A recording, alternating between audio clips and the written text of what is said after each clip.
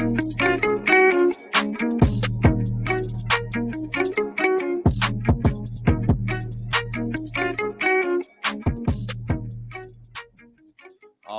and welcome to the Education Committee for ESTA LinkedIn Live. Today we're going to be talking about the esports job market. Obviously, with the individuals that I have with me today, it's going to be a little bit more technology and production heavy, but hopefully we'll cover the entire gambit and just really be able to evaluate the ecosystem as a whole as we continue through this conversation. Feel free to be able to jump in, give some comments. I'll be reading those off as they come in. Give us a shout out, tell us where you're from, and yeah, I'm gonna go through, start introducing. I'll start with James, and then we'll go to Randy from there. Hey, thanks a lot, Brandon. I appreciate it. I'm James Hess with Encore. I'm also a member of the Esports Trade Association on the board of advisors and the co-chair of the events committee. The events committee makes sense for me because my company is Encore. You may be familiar with us, or if not, then you used us, but you just didn't know it. So we are the largest provider of in-house AV to hotels and casinos. We're in-house at Fenway Park and Wembley Stadium and convention centers. And if you're going to Las Vegas, you're going to the Esports Awards, you're going to anything like that, you're probably going to interact with us at some point. Awesome. Randy, go ahead. Super, thanks. I appreciate it, Brendan. And where I fit in as a partner of Shen Milson and Wilkie, my role in the firm is to lead the education group, and that dovetails into the sporting group through ESTA. We're also a member of the organization. My role within that is to really bring the design consultancy, the technology and the acoustics into the discussion, and also learn back again really how those things need to be applied in James's world and Brandon's world as well. So we're the design consultants. We're the guys that lay out the space so that James can go in and plug in. And in the meantime, we're also the guys that through the design bring in teams like Brandon's team to be able to do the actual installations for those permanent fixtures. Awesome. I am Brandon Brunhammer. I am the Director of Research Learning and Simulation at AVISPL. And typically, if you've sat in a boardroom or had an experience, we've pretty much touched it. AVISPL is the world's largest provider for professional AV integration. And I am also the Esports Trade Association Education Committee chair, co-chair, and then I am also the vice chair for the board of directors for Esports Trade Association. So as we kind of go into what the market looks like, we first have to evaluate the ecosystem of what is esports. Who is involved? So you have so many different dynamics that are involved in esports and different players, from production, design, integration, event management, marketing, and of course, the teams. So as we dynamically look at those, everybody has to cohesively play together. And just kind of give a brief overview. You know, you guys have talked about where you guys typically play, but from an esports perspective, you know, where are you guys playing, and what do you guys look at from your industry eyes perspective? So Randy, we'll go ahead and start with you, and then we'll move to James. I think the one thing I've found, and certainly by being part of the organization, has really brought it front and center, is it's the esports system itself. The ecosystem really isn't just made up of the gamers. I mean, that's what it's all about, no question about it. But it's all the various pieces and parts that circle around that really make that a full ecosystem. For instance, in the education world, we were talking about this earlier, you've got the ability to bring in journalism, marketing, advertising, technology. Pick the group, pick the university department, if you will, and it's part of that. Outside of that, though, what we find is that many organizations, whether they're private or public, are really trying to figure out, how do I get into this world, and how do I work within that world, and what does it take to get into that world? It isn't just sit down with half a dozen computers and a couple of monitors and a big pipe being internet connection, and plug in and let's go to town. There's a whole lot more to that supports that thing. Think of a football stadium or a football team. The players on the field are a limited number of folks. There's 4 times that many people in the background that make that reality. And that's really what we're seeing with the ecosystem around esports as well, is it really goes well beyond the team. and it helps that support structure for them to work. So I'll quit rambling right now. I could go on for hours about that. Well, you were going to take everything that I was going to say, Randy. So that I do appreciate you stopping there. Just like you, when I thought of esports, I only thought of the teams. I thought of the teams and the tournaments. Those were the only two things I knew about esports when I started to get into this world, right? But I'm a production person, so obviously events were always going to be my starting point. Sure. What we have found is that tournaments and the teams are incredibly important. In fact, when there were no tournaments, when there were live in-person tournaments, or when there weren't, the industry took a step back. The growth didn't happen and when I say took a step back, I mean, it didn't grow as fast as it was supposed to. But live tournaments and production is something that is incredibly important to us. But just like Randy said, everything is involved in that, right? So when we talk about, I feel like I say the same thing over and over again because I don't think that everybody gets it yet. Gaming is $160 billion or something like that. Yeah. Esports is $1 billion right now. So there's this huge opportunity that is available to us. And we're talking $1 billion globally. So here in the United States, we're even talking, my company does something like that in a month. You know what I mean? Like, so that's the entire industry. Like that is, when I talk about that, that is something I want people to understand, is that we need people who understand marketing. We need people who understand technology. We need people who understand accounting. We need people who understand contracts. We have people who want to join ESTA, who want to start up agencies and all the things that go into traditional sports. So Brandon, you're going to talk about a ton of this and how you can get connected with people, but it's really just a matter of, if you want to get paid doing what you love doing, and esports is the thing you love doing, it really doesn't matter what your skill set is. You can get paid doing it in esports. Yeah, absolutely. And one of the interesting things is, as we start to evaluate what happened during the pandemic, and, nobody's numb to the idea of what that looks like nowadays. But when we look at that and we understand how the industry as a whole had to pivot, and we look at, from a production value, you said one of the things that really struck to me is, like, you said that your aspect of the industry didn't grow. Well, yeah, it's because it shut down overnight. But when you look at the viewership statistics and the pivot that had to happen, I mean, viewership online went from like I feel like it was a couple billion hours of viewership, and then it jumped to like a 98% increase over a single quarter, because what else was anybody else supposed to do? They were sitting at home, and the only thing that they had the capability to do was watch esports. And I think one of the interesting things there is, when we look at the ecosystem and the job market in esports, we're no longer, and I think that the pandemic fortunately helped this. We're no longer looking at just esports teams. We're looking at influencers. We're looking at a whole umbrella of production capabilities and content.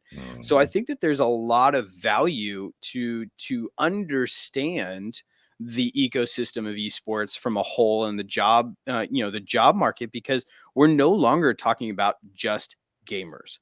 You're talking about shoutcasters. You're talking about, the influencers that we've been talking about. But those influencers have an entire production team, post-production, graphic creation. So you're talking about all of these different things. And something that I think really elevated the entire industry, fortunately, is the pandemic. Because, we talk about the great resignation. And during the pandemic, everybody started to evaluate their job proposition and their value, and, am I in the right industry? Do I want to pivot and go somewhere completely different? So I think, go to an office. yeah, exactly. And I mean, coming from a company that does $1 billion a year in conference rooms, everybody's had to reevaluate and pivot into a different direction. So I think it's interesting. I want to kind of invite you guys to talk about how the coming out of the pandemic, you've seen production change, and how you've seen, your ideas of design change. So James, go ahead and let's talk about first, because your industry literally shut down overnight.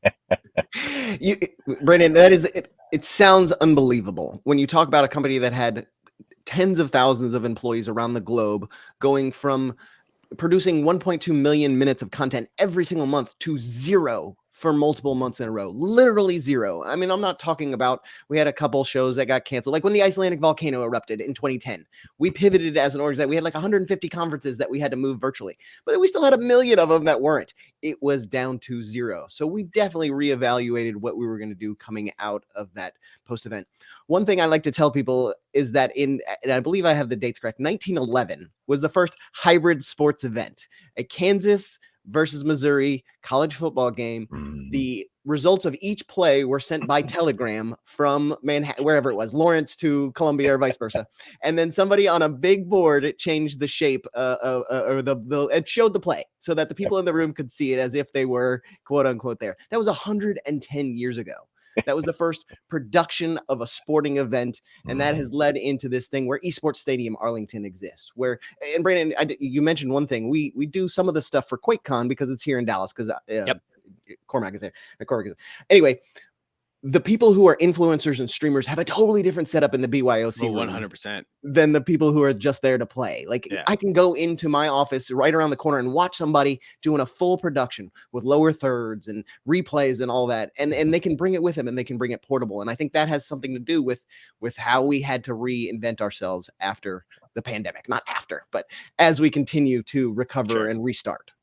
Yeah. So and it's interesting because of how everybody, literally the entire industry, has had to pivot based on how they're still generating revenue. I mean, sponsorships is a huge part of esports. And, when you're in-person events, merchandise, and all of these different kinds of things that you're selling is a huge value. Exactly. There you go. Representing. I've got a Misfits flag on the wall over here. So it's one of those things where you've seen an incredible decline in how they've had to pivot and understand what it looks like to be able to market within these hybrid events, and how they've dynamically changed that. Hey, Randy, how is your industry from a design perspective? How have you guys pivoted to essentially develop hybrid solutions? Well, I think, and good point, I was going to dovetail right in on that. I think there's two aspects to that. Certainly the ability to become flexible has always been a question, but I think esports has really seen that, and it's been thrust upon them. But the other side of that being, if you adapt from the collaboration market in education or in corporate America, collaboration being a hybrid, if you will, being inbound, outbound. How do we get remote? How do we get local? How do we deal with them on an equal basis? That has become a major key in terms of esports and where it's coming from, because it's not. Now that we're coming out, thankfully, from this thing they call the pandemic, now that we're coming out of that, it's not just the remote viewers anymore, although they are finally being recognized as a primary component in the game. It's also the internal viewers and the gamers, the people that are in with the gamers themselves. So it now becomes an environment that is much more Vegas-like, if you will, on steroids, actually. Because it's such an environment that it's all about the feel, it's all about the look and the touch of it, that you can't get via remote, but you can partake via remote. So it adds yet another dimension that takes it from the remote location or the remote viewers, whether it's an individual or a group of people sitting in a living room someplace.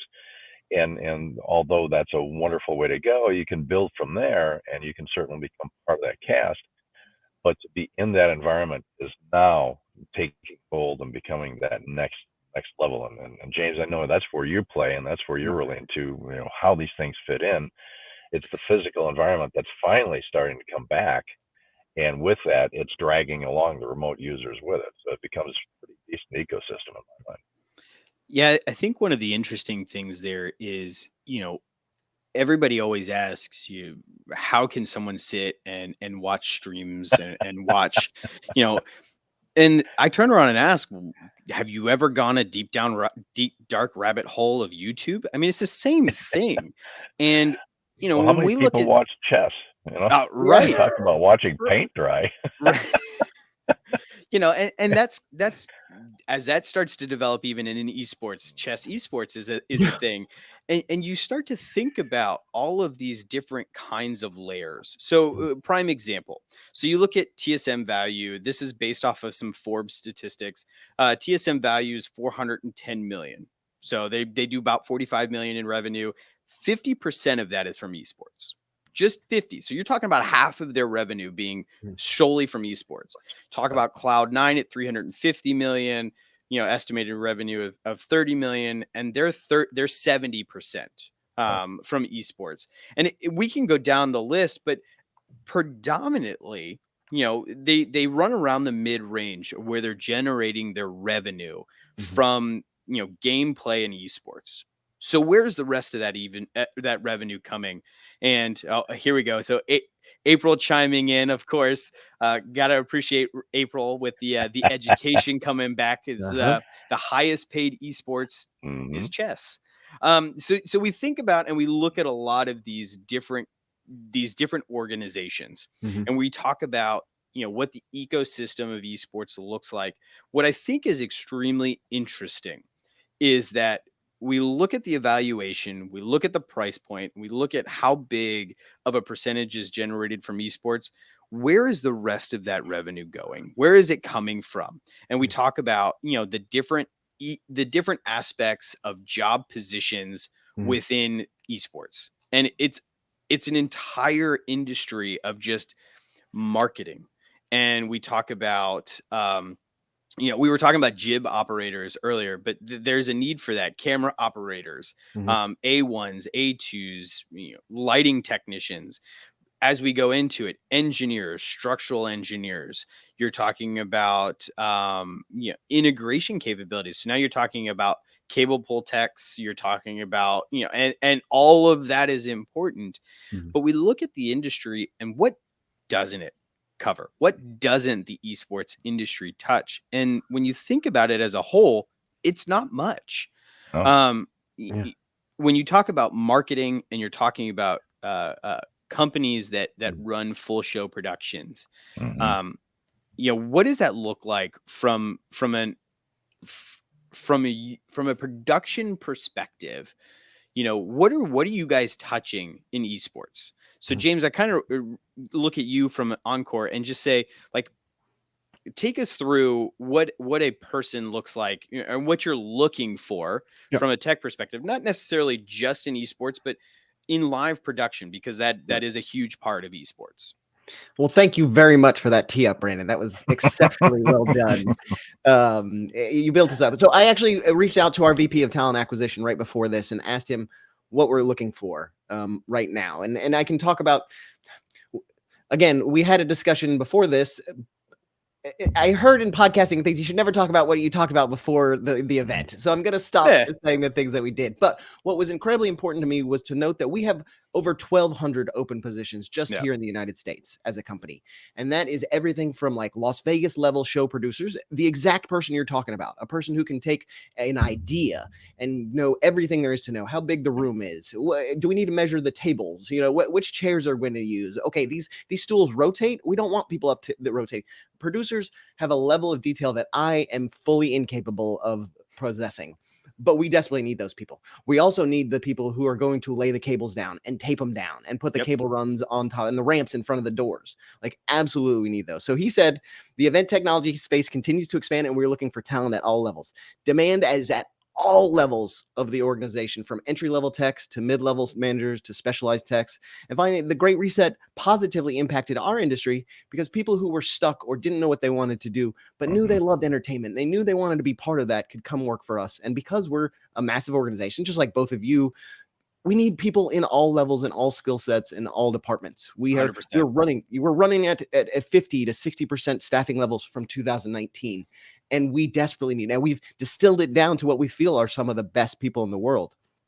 But what we desperately need right now are the people who are going to become the future best people in the world. They don't exist right now. And maybe they've decided they want to become that person. So now they're going to come to us. And I hope that's the case.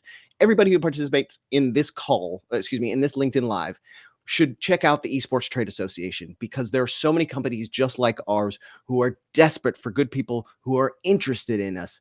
And if you want to start by learning like through a mentorship program like Trap, I think that's a wonderful idea. If you want to jump in feet first and start as an entry-level technician, you can also do that too. And I would invite any of you to consider that. Yeah. I think And there's, go ahead, Brandon. no, go ahead, Randy. Go ahead. I think there's taking nothing from that. There's another dimension to that looks at how these people are supported to get to where they are. I spoke a moment ago about the chess, and I saw some chatter come back through on that. If you look at where chess was 10 years ago versus where chess is today, it's a perfect example of where I wanted to go with it. And so thank you for those who responded back to that, because you played right into my hand here in that the entertainment value, the excitement value, the viewability, the strategy is what is bringing these things to the mainstream. 10 years ago, chess wasn't there. So if you just look at that dynamic and follow that across any other gaming world in itself, you see a part of the business that's emerged in the last couple of years. Take that from the design aspect now, where we come from with Shen Mills and Wilkie. To be able to get the guys to pull the cable, there has to be infrastructure. Yep. To be able to plug all those devices in, there has to be power. And to be able to communicate together, there has to be network. Those three components are you don't have it without that. It just falls apart. There's no place to go. Now, if you add to that now the environment in the space itself, the auditoria space or the gallery space, the people that understand light from dark, video projection from display, direct view display, audio and how that plays into an environment, and acoustics, what plays into that. You don't need to be a true gamer, but if you understand the dynamics involved with power, data, acoustics, and light, you've got the primary components that we look for.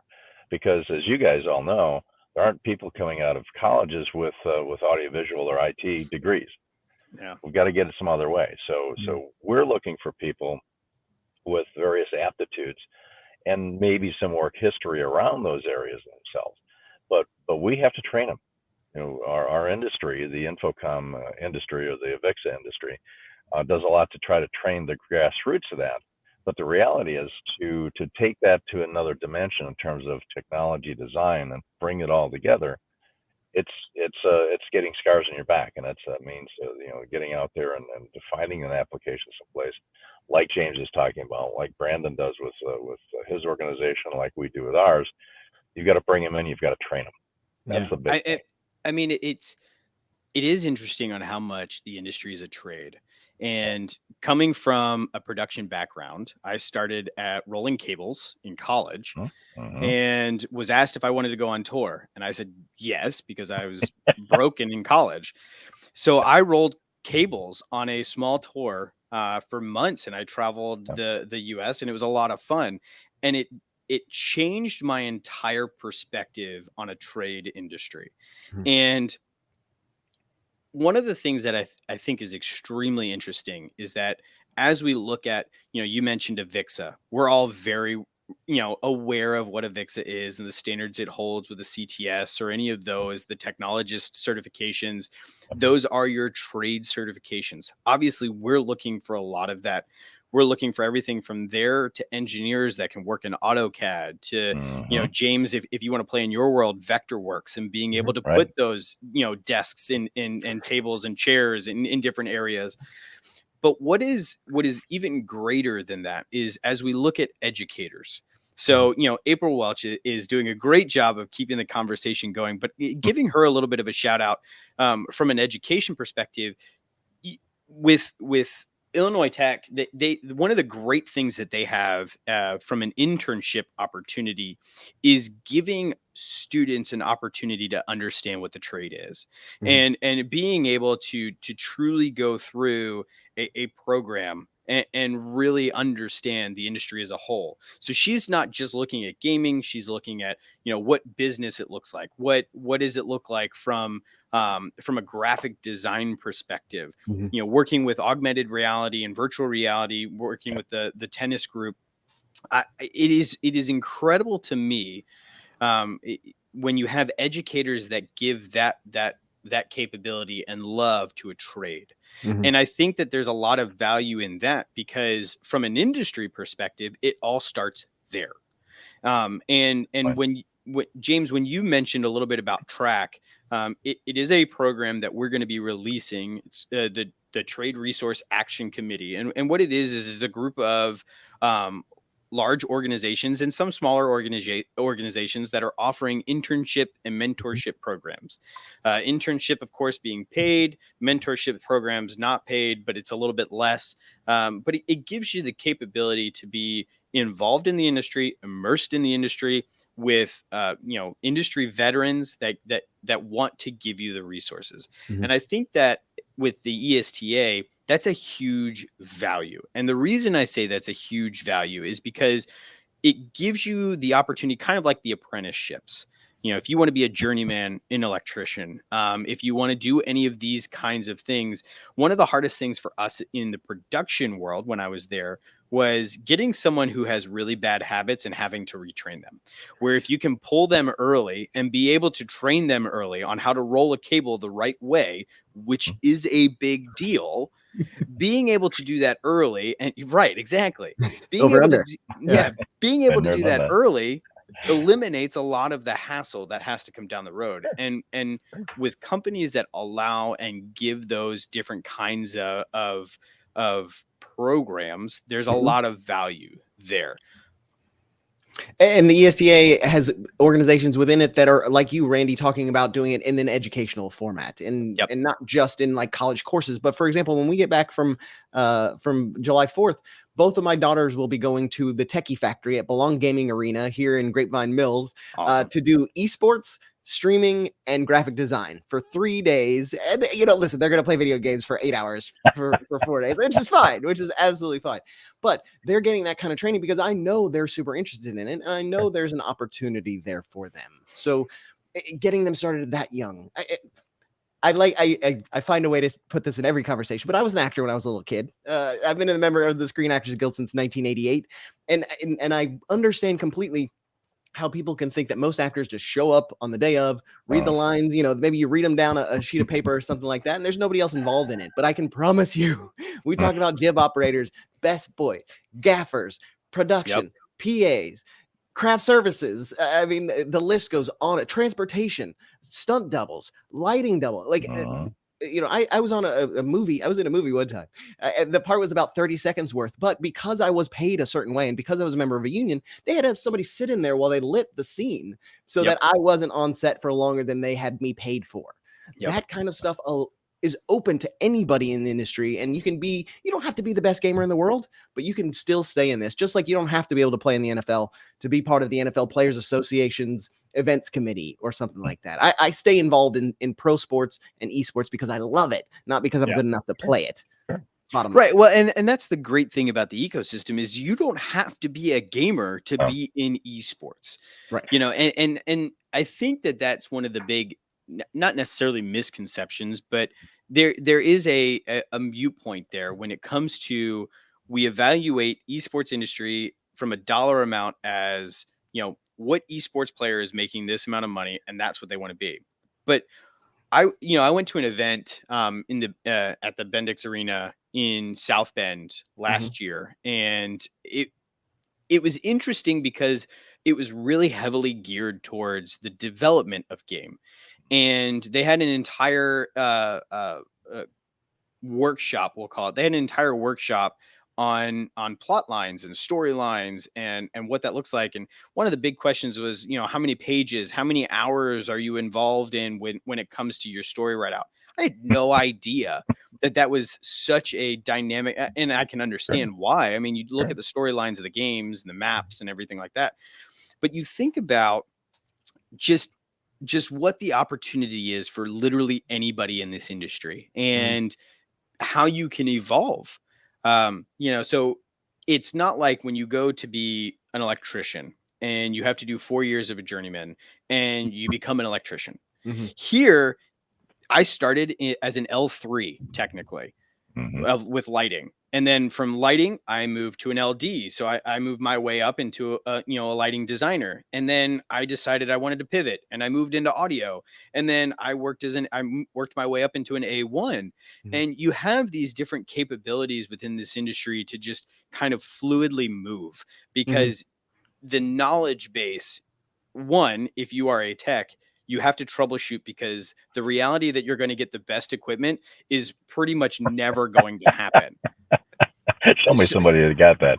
Right. All three of us provide equipment, just to be clear. We Yeah. completely understand what we're Yeah. saying. So I mean, the reality of it is when even you too, when you get on their tour and you're like, great, I've got the best consoles, I've got the best rig. It doesn't matter. You still have, someone supervising that rig. You have, someone supervising a lot of these different kinds of things. So if you like to work in entertainment and you want to be in event management and you want to be able to be in show pro, those are the entire. But something that we haven't even began to touch on is finance and law. And I can't speak to those, but from an industry where the demographic is relatively young, to be able to understand and have gratuitous amounts of money coming in from like YouTube influencing and stuff like that.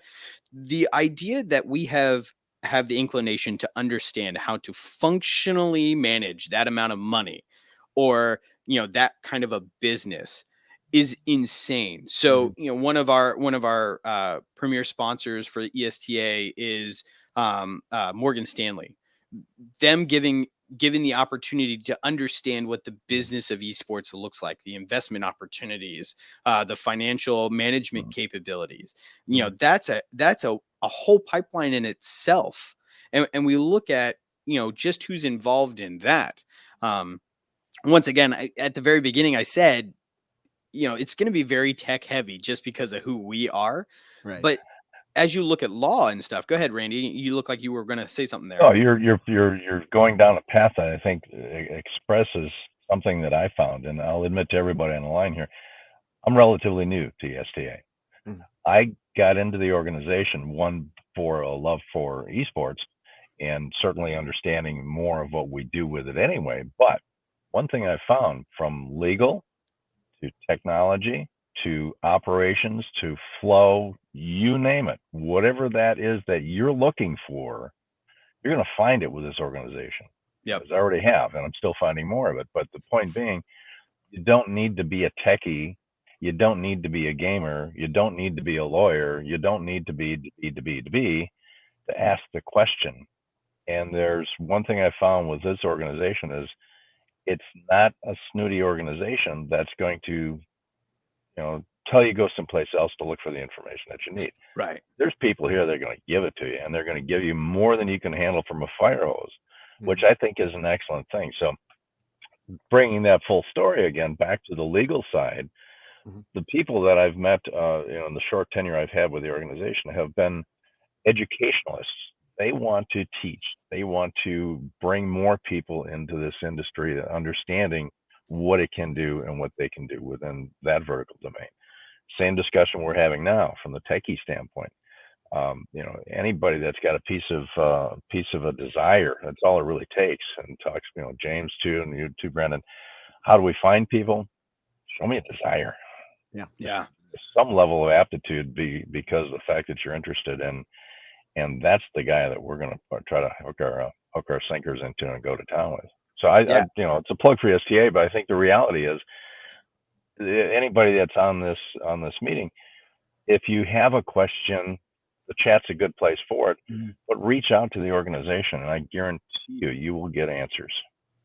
Yeah, and as we start to evolve with membership and really trying to, since the time that I started to where it has grown now, there's been such a dynamic shift in involving not just, gaming organizations, and not just teams, and not just esports advocates, what it has grown into is literally this ecosystem that we've been talking about. Like, who would have ever thought that Morgan Stanley would be a huge sponsor for the ESTA? Esports. Same thing with, Encore or AVI Mhm. SPL or design firms, or as it starts to grow and it starts to build, I think that it really does truly show the diversity in esports.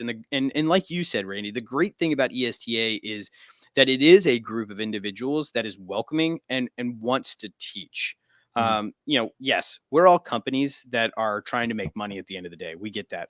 There is a time and a place for that, 100%. Mhm. But from the education perspective and being able to introduce individuals to grow this industry, I mean, this group has been fantastic in understanding that. And there's been a couple of comments about cross training is the way to go, and Mhm.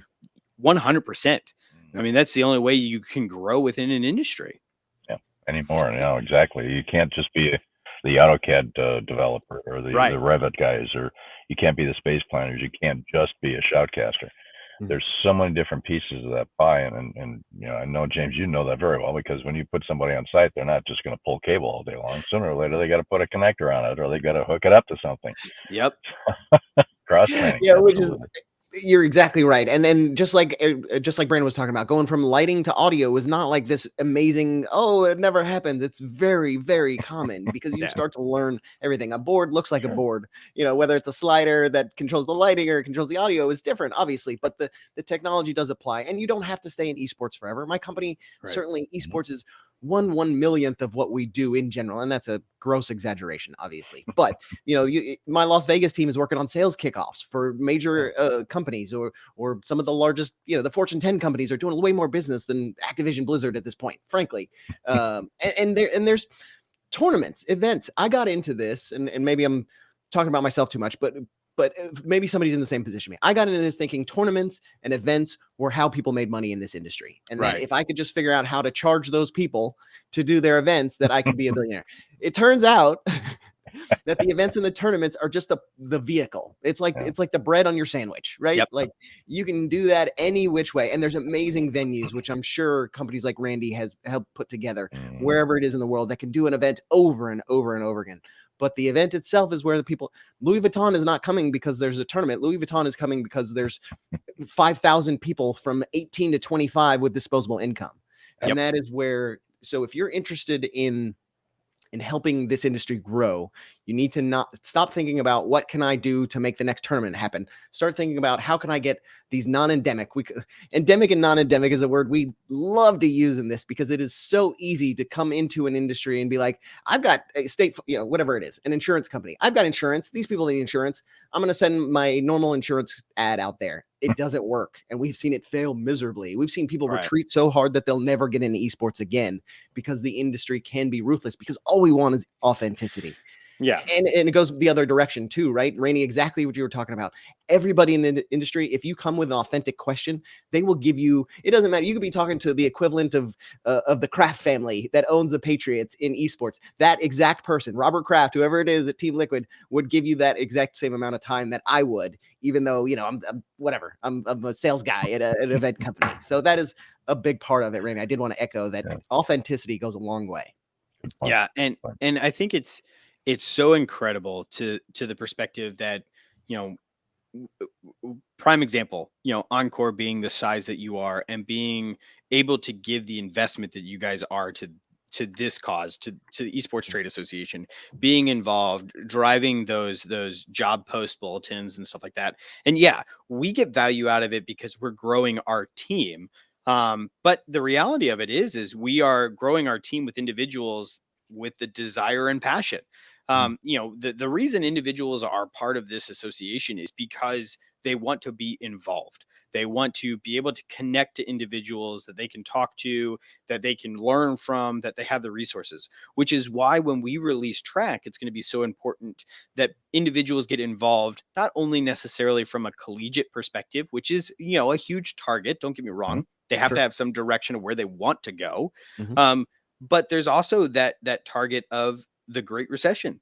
individuals who are looking at a new opportunity in life that have a certain specific set of skills. They could be a graphic designer, they want to get into game development. They could be, a photographer that wants to get into video production. So they've got these sets of skills, these levels of trade understanding, where they can sit and they can pivot and they can change their career completely in a different direction with one little pivot. And the opportunity that we can deliver to that is great, because we can truly make the resources available to be able to establish that. But I think from a job market entirety perspective, I think that there's a lot of growth that is still going to come within esports, especially as scholarships start to grow. We get, on a regular basis, we get a lot of educators coming to us saying, look, I've got a group of students that are incredibly passionate, but I have no idea what I'm getting myself into. Right. And that's when you start the conversation, like, well, how far down the road do you want to go? And what is the foundation? And I think that as we, kind of come back to what it looks like from education's standpoint, that's really where it starts. And it's creating such an amazing track and trend and trade for students that may not necessarily understand what they want to do in life, but they're really good at these specific things. And we're seeing the same thing at college universities. Absolutely. We're starting to see the same thing in high schools. Yeah. Especially in some of the private high schools, where they're looking at how they're attracting students to begin with, much like colleges and universities. But more than that, it's what can they learn? And your question, that you got posed, a very good question.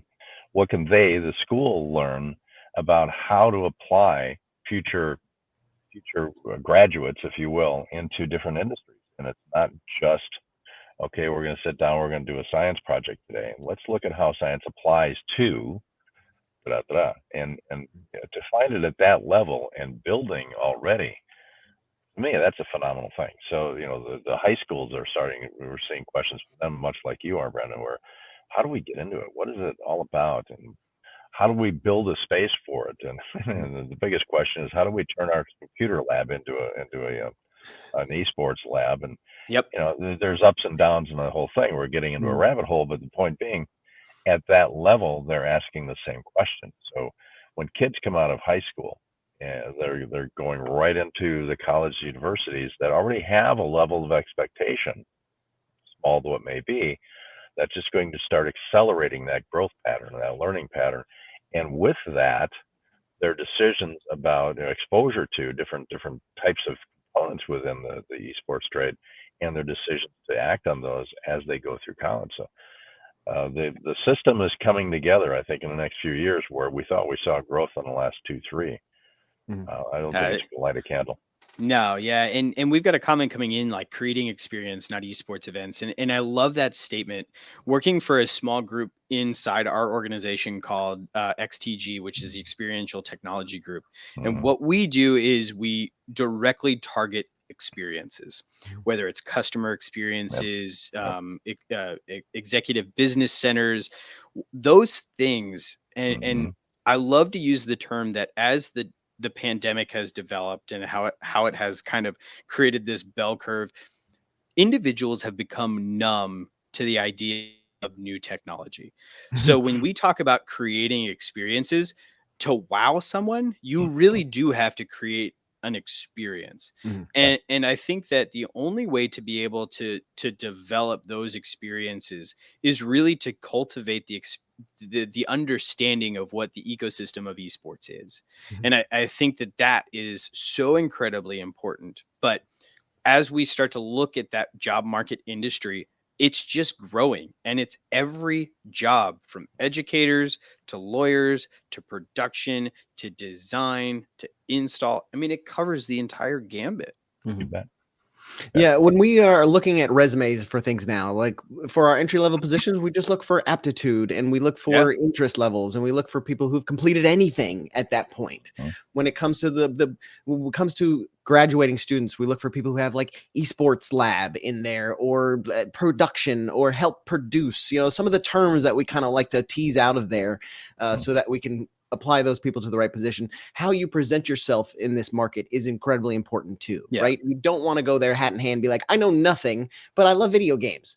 That's wonderful. And there's certainly plenty of people who are ready to talk to somebody like that. But if you want to work in this industry, come with, I feel like I'm talking out of both sides of my mouth saying, A, anybody who's interested in this can come be part of it. But B, we're looking for people who can not just be interested in video games, because that's not all we do as a company, for sure. We want people who are okay with the fact that you might have to work on a 15-person accounting firm conference, or a six-member sales kickoff around a conference table in a room, so that you can work on Evo, so that you can, we have done, Evo was a labor of love for my company. I'm just learning more about this. It turns out my company has been doing Evo since like 2010.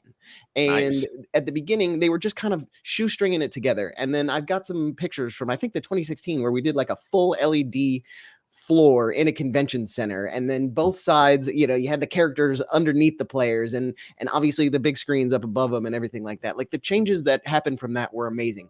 In the beginning, we were only looking for people who love video games. Now we're looking for people who love video games, but also are down to do the work. And, that is an incredibly important part. I work for a $1 billion company that, a $1 billion+ company that does $1 billion in boardrooms. So, you want to talk about esports, this is about the size of esports that we get, but because of the love, it's the technology that we get to play with.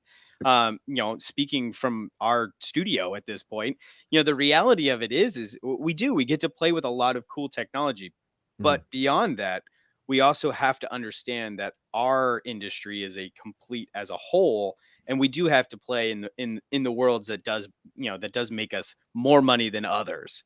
Well, that's the best way to understand the potential experience and develop the experience, as being 100%. part of that. Whether it's part of it as a viewer, part of it as a participant, part of it as a roadie, part of it as a custodian. I mean, there's all various levels of understanding the event, and from that, building the experience that goes around it. Because you're right, it's not just sitting down and playing a game on a computer. That's been done for 20 years, 30 years, 40. Actually, close to about 40 years now, at least 45. It's what that experience generates out of it, and you've got to be part of that somehow. You don't need to be the gamer to be part of it, but like I said, you at least be around it and sense it somewhere along the line. Even individual events, Randy, to your point, like QuakeCon happens here in Dallas every year. And the sponsorship and everything else besides the esports stage is what my company does. Sometimes they bring in another company just to do the esports stage, but that means that the breakouts, the sponsors, everything, the entire exhibit hall, the BYOC rooms, the power, the internet, the lighting, anything. And then the individuals will come in with needs like I talked about Louis Vuitton, because I love that brand. It's super cool sounding, but ultimately they don't know how to market to esports people necessarily. They're going to depend on people like us and like the other like a lot of the other companies in the Esports Trade Association. So you're not limited to just working with esports companies. You're open to the entire world of esports. There's Sponsors United is another group that has been to some of our events. I don't know if they're a member or not, but they're a wonderful organization, and their idea is great. Like, they literally just went through and found publicly available information on who sponsors what type of events. And then you and I can go and buy a subscription to that service and find out, okay, I've got a music event that's for climate change. Here are the last 10 companies that sponsored and how much they spent and how much they marketed themselves. Now you've got a whole new avenue where you don't have to be involved in the esports part at all.